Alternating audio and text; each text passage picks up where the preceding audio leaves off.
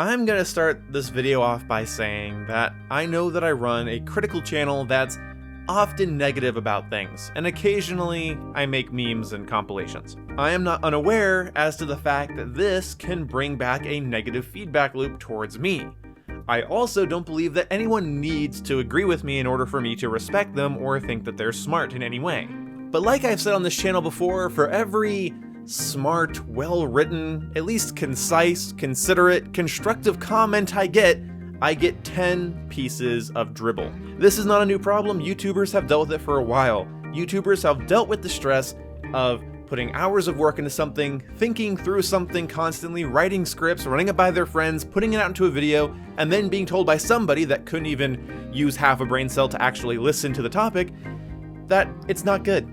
It's just bad. It's hard for us as YouTubers to take these people seriously because they clearly don't care about what you're saying because so many of them seem to miss the point entirely. Paying attention, as much as nobody really wants to admit it, is pretty much nobody's strong suit. People watch TV shows and critique them while missing entire character arcs and the whole context of the show. I've been guilty a couple times of not knowing how to play a game and critiquing it anyway.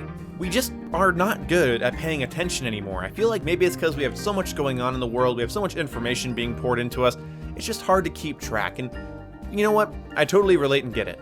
But while some people have trouble learning complicated mechanics in video games or following long plot lines in like 10-season-long TV shows, some people can't pay attention for, like, I don't know, under 15 minutes to see what a YouTuber is saying about something they claim to be interested in?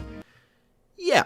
I might be terrible at paying attention sometimes, I'll fully admit it, but at least when I watch a YouTube video, I try to do the content creator the courtesy of paying attention before I formulate my own opinion, or God forbid, leave a negative comment. It would be a damn shame to comment something that clearly exposes that you didn't pay attention to the video, or at least didn't watch all of it. YouTube needs to implement a feature that would allow me to dictate how much of the video you need to watch before the comment section is unlocked to you. The view time has to be organic and skipping is not allowed. If it's a short compilation video that's like just me and my friends playing Rainbow Six Siege or Warframe, then yeah, comment whenever. But if I make a 15-minute long video about why I don't like a certain gameplay mechanic, hopefully I can make it so you at least have to watch 75% of it before leaving a comment. I'm the last person on the planet that has the right to tell anybody they need to have a certain level of, attention and intelligence to watch my videos. Hell no. But if you're going to watch opinionated content and you want to chime in on the conversation and share your own opinions, I recommend paying attention, because if it's clear by your comment that you're not paying attention, then why would I listen to you? Why would I respect your comment when you clearly didn't respect the commentary you're commenting on? Some of you disagree with me at times, and even if I don't reply to the comment or hit love on it or something, I'll read it and go, huh, that's a good point, even if I don't agree with you. And maybe I should reply to more of those comments, and oftentimes I reply with a fair enough, which is, honestly, if I say fair enough to you disagreeing with my entire argument, then just know that that means I see your argument as being equally as valid and you clearly respected me, so here's a little bit of an attaboy, because I appreciate the fact that some people take the time to listen on these things. Now, I will fully admit to doing something, and I think I've mentioned this before, but in case I haven't or you didn't hear, sometimes at the end of videos, or more towards the end, in the second half of the video, I will mention clarifying statements. I will give some benefits of the doubt to something that I'm complaining about. I oftentimes have a maybe I'm wrong section at the end where I'm like, and by the way, everything I've said here could be totally wrong, let me know what you think. And it's so obvious when someone didn't make it to that point. I did a video a while back where I talked about politics for like most of the video, and I just kept bringing up politics, but at the end of the video, the point was, that the punchline was that, well, maybe a gaming channel doesn't need to be cramming this type of opinionated jargon into your face when you come here for escapism and entertainment. Maybe what I believe really isn't going to be the focal point of my channel, and I should make a big deal about it. That was, of course, referencing all of the weird political drama that was going on the internet in like the 2016, 2017, 2015 area, where everyone suddenly cared what everyone thought about every subject, which was excruciating because my escapism was ruined and kind of still is.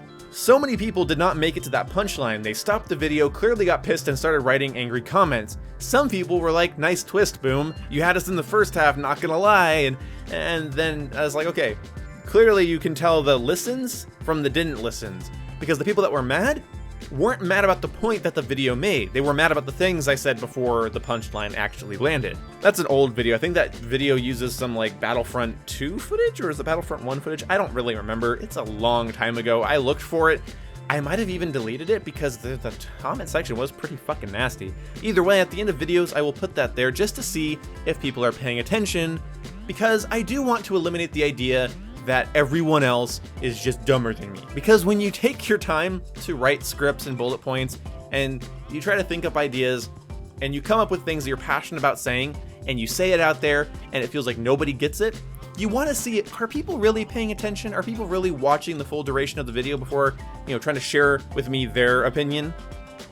Yeah, oftentimes no. People don't like to pay attention, like I said earlier, and that's okay. But serious to God, when I make a video about being able to customize your classes in the middle of a game when it comes to the new Modern Warfare, and I use comparative contrast, people tell me that I'm directly comparing two games. Even if I'm just trying to use a game as an example as what I'm talking about, people seem to get mad. In the video where I talked about mid-match class customization, I used Warframe as an example of a game that requires you to tactically choose your loadout, your weapon, your mods, your setup entirely before going into certain missions, especially at higher levels. The preparation state in games like Warframe take all of your information about the game. You know what's coming, you know what you're anticipating, you know what you might have to look out for, and so you prepare for it. I use that to explain my point about Call of Duty making you kind of do the same thing, but on a more simple scale. In that video, I also explained that Battlefield allows you to customize your loadouts mid-game, from your attachments to your equipment to your grenade and to your melee weapon. You can just change it all. I explained how in those games there's a lot more to adapt to, and I will be damned if anyone disagrees with me, yet people said I was a hypocrite for letting Battlefield do it but not Call of Duty.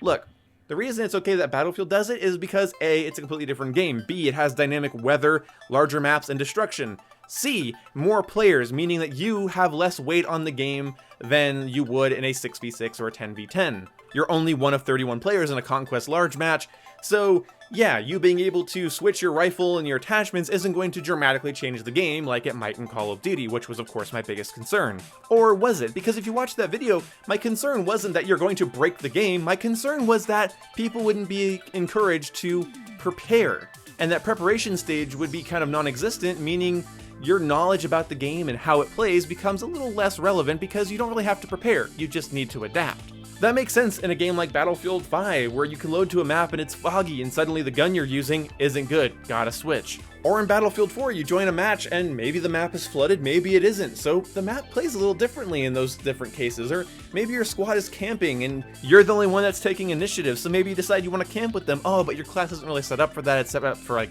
close range engagement, so oh, that sucks, you're stuck with that for the next 45 minutes. Obviously it's a different game, it's a different set of scenarios and situations. People also decided to tell me that, hey, Titanfall 2 allows you to change your loadouts mid-game. Nothing's wrong with that? My answer to that is, Titanfall plays entirely different than Call of Duty. Obviously.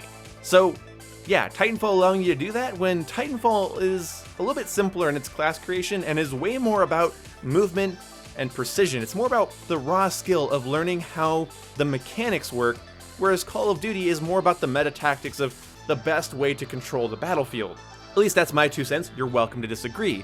But also, I'm not convinced that Titanfall needs to have mid-match loadout customization.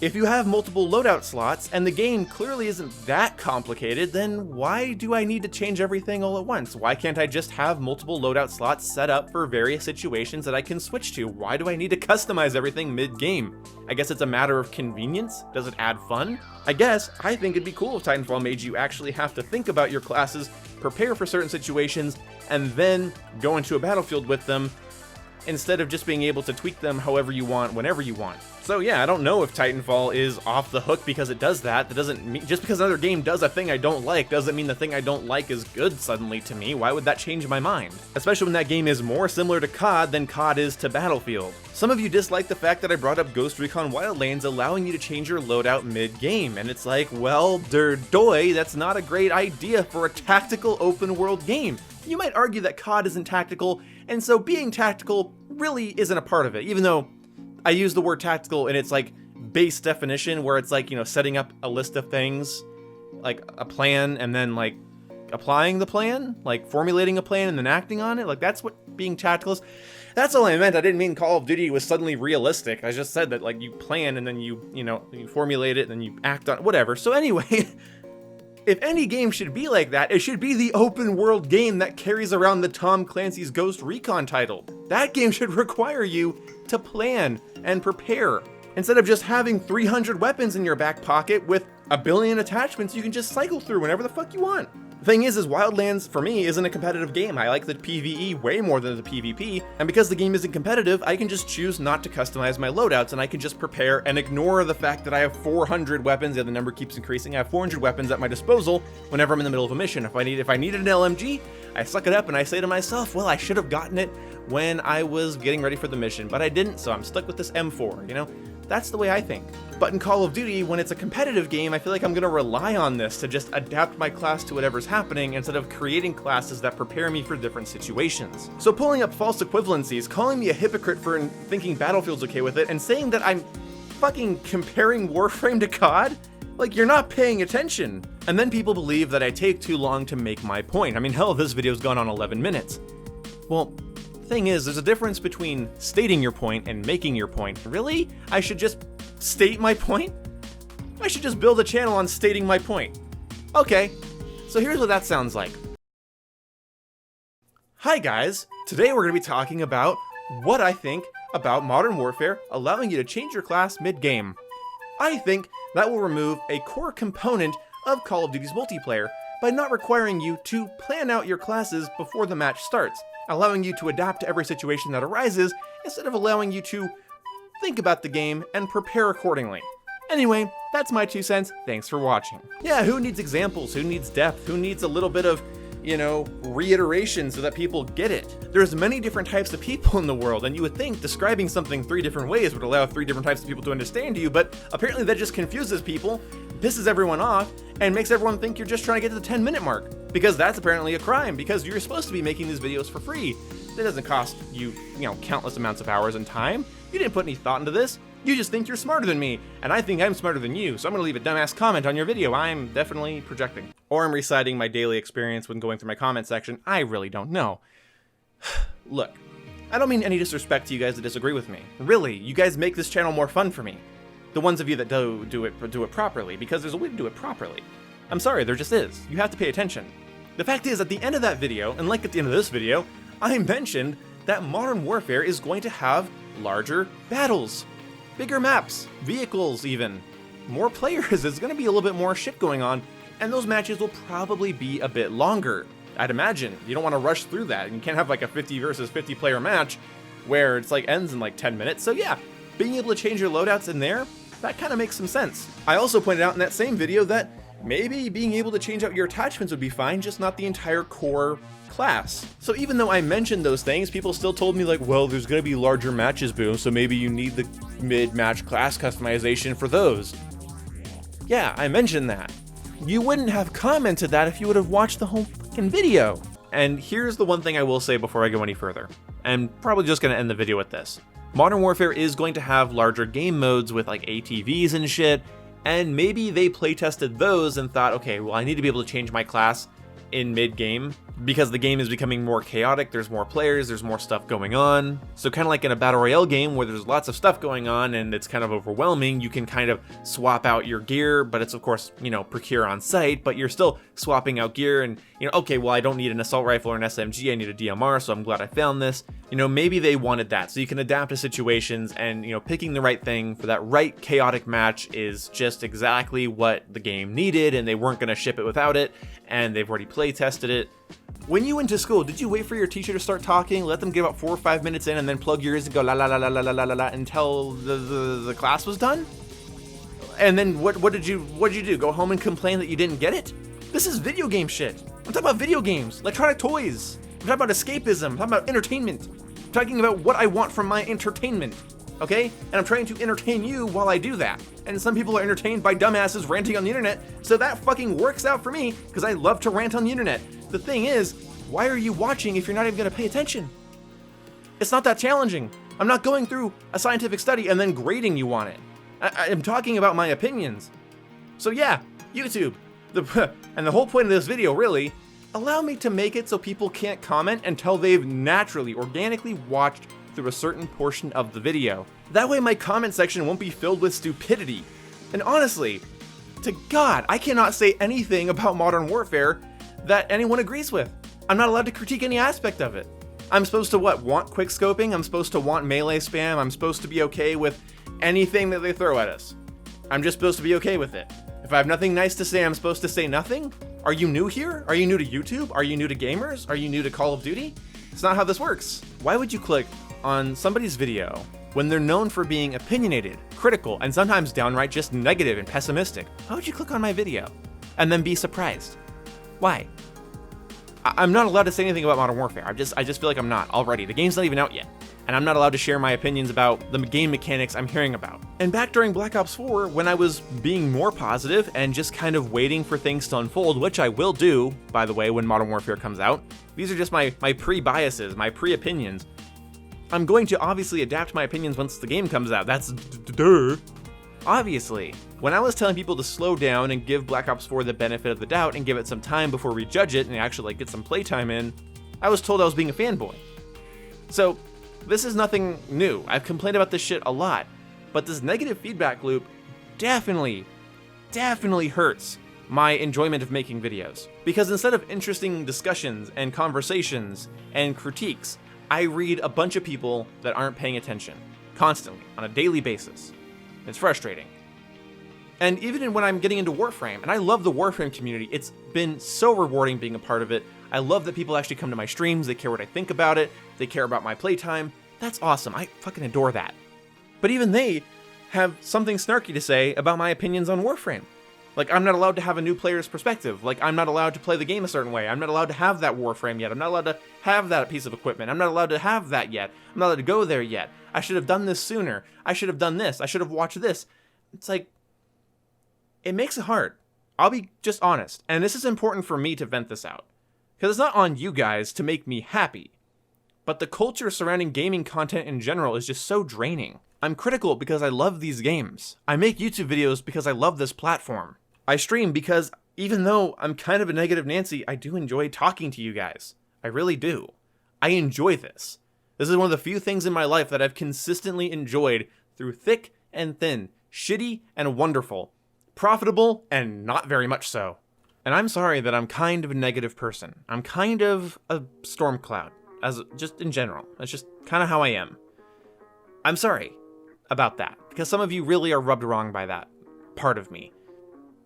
But as much as I hate to say it, if you can't be okay with that, you should subscribe to someone else. Because yes, I'm more pessimistic. I'm more of a pragmatist. I am more opinionated. I have a lot of views. My mind isn't always as open as it should be. And that's who I am. I don't put on a show for you guys. I just vent how I feel. That's honestly why my videos probably don't do as well as they could. Is because I'm not trying to put on a show. I'm not trying to give you a set amount of content that you want to consume. I'm just going with how I feel. And sometimes that means not playing a game you guys want me to play, or playing when you don't want me to play. That means taking a break during a time where I could be getting a lot of views from certain videos. That means streaming a game where the community engages with me in a non-toxic, mostly friendly way. And I would hate for this channel to get bigger based on a lie.